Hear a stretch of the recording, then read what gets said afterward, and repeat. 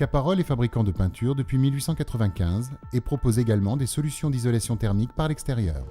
Le système ITE de Capatec, à travers la technique et les performances d'un système complet, utilise des produits et accessoires de haute qualité.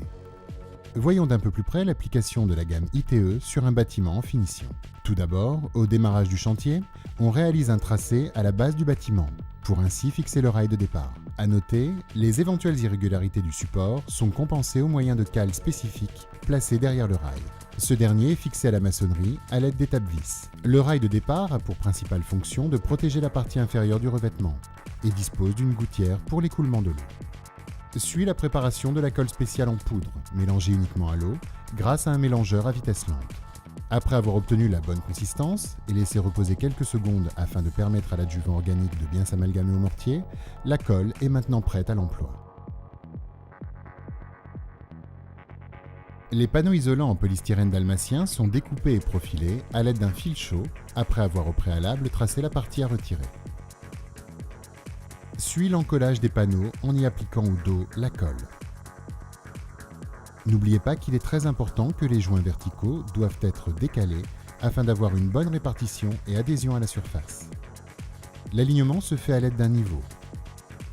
Les panneaux sont directement positionnés côte à côte en contrôlant toujours la planéité. De même que les joints verticaux, il est très important de réaliser un décalage au niveau des angles lorsque les coins des panneaux ressortants ne sont pas collés au mur. Une alternative à l'encollage, le système de fixation mécanique sur rail. Cela consiste à insérer des panneaux spéciaux rainurés dans les rails PVC fixés à une distance de 50 cm.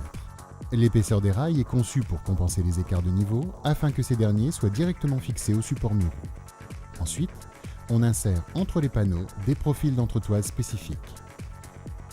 Au dos de chaque panneau, on applique un point de colle pour le stabiliser et éviter tout effet tambour en cas de vent ou vibration du support. La différence d'épaisseur entre l'ancienne partie du bâtiment et la surélévation du toit est compensée par le profil des panneaux. Après durcissement de la colle, on peut appliquer les chevilles agréées sur des points précis, aux angles et au milieu des panneaux. On perce, on insère la cheville, on visse avec une fraise spécifique qui pousse la cheville sur l'épaisseur du polystyrène. Puis on ferme avec un bouchon isolant. Résultat, aucun pont thermique. Si le support est constitué de béton recouvert de fibrociment ou encore de bois ou de tôle, on utilise alors des chevilles spéciales avec vis autoperforantes. On insère la cheville, on visse, en faisant en sorte que la tête de la cheville soit parfaitement alignée sur la surface, et on scelle avec le petit bouchon isolant. Au niveau des points de fixation des volets et des charges lourdes en général, on positionne des éléments spéciaux en plastique avec des plaques d'acier intégrées. On évite ainsi tout pont thermique localisé. Passons à présent aux opérations de renfort du système Capatec. On commence par les armatures diagonales. Il est fondamental de prévoir des mouchoirs d'armature orientés à 45 degrés au niveau des angles des ouvertures, et ce, pour éviter l'apparition de fissures. On étale la colle, on positionne le mouchoir et on maroufle l'armature dans l'enduit. Les angles des ouvertures sont renforcés en appliquant des protections d'angles spéciaux en PVC avec armature intégrée. En haut, d'abord la colle, puis le profil. La protection d'angle supérieur peut être équipée d'une goutte d'eau. Les angles de l'immeuble sont eux aussi protégés par les protections d'angle qui servent en outre à renforcer la jonction entre les panneaux et les joints. On découpe les profils selon les bonnes mesures. On commence par le haut en appliquant le premier profil. D'abord la colle, puis le profil. On place à côté le second profil. L'armature entre deux profils consécutifs doit se superposer sur environ 10 cm pour garantir une bonne jonction mécanique. Résultat, des angles à l'épreuve des chocs. Enfin, on applique l'armature et la finition. L'enduit de base est renforcé à l'aide d'une armature en fibre de verre. On applique d'abord l'enduit, on pose l'armature, puis on le recouvre. Notons que l'armature doit être positionnée dans la partie supérieure de l'enduit pour assurer une bonne résistance. Chaque lait d'armature doit être superposé avec le lait suivant en laissant un écart d'au moins 10 cm. À présent, les phases de finition. Certains bâtiments doivent reprendre des éléments architecturaux. De ce fait, on applique des modénatures en résine avec des charges légères, élégantes et inusables. Une fois le traçage effectué, on étale la colle avec une taloche crantée. On appuie sur le profil et on presse le tout pour une parfaite adhérence. Il est très important de bien sceller les bords aux joints, et ce pour éviter toute infiltration. Deux types de finitions sont possibles. On applique un fixateur teinté qui renforce la protection et favorise l'application suivante du revêtement. La teinte doit être similaire à celle de la couche d'enduit de finition, qui donnera sa couleur à la façade. On l'applique sur les surfaces planes et sur les profils en relief. Après séchage du fond, on applique l'enduit de finition teinté. Il s'agit par exemple d'un enduit acrylique modifié siloxane pour la meilleure performance.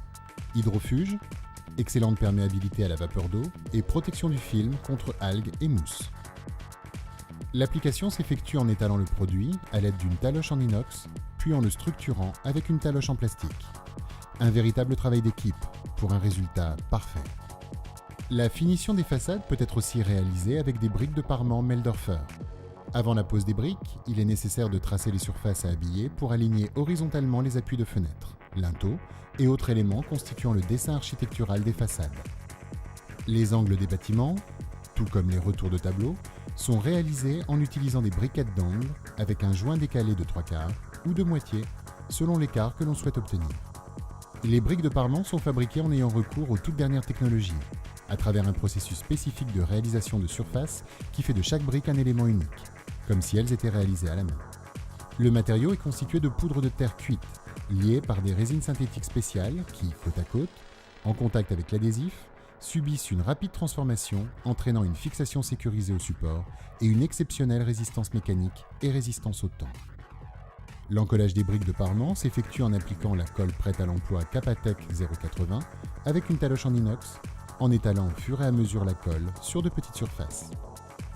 Puis, par la simple pression des doigts, on applique une par une les briques avec un décalage de 3/4 ou de moitié selon les critères du projet. Pour découper les briquettes, on utilise des ciseaux spéciaux, spécifiquement conçus pour ce type d'utilisation.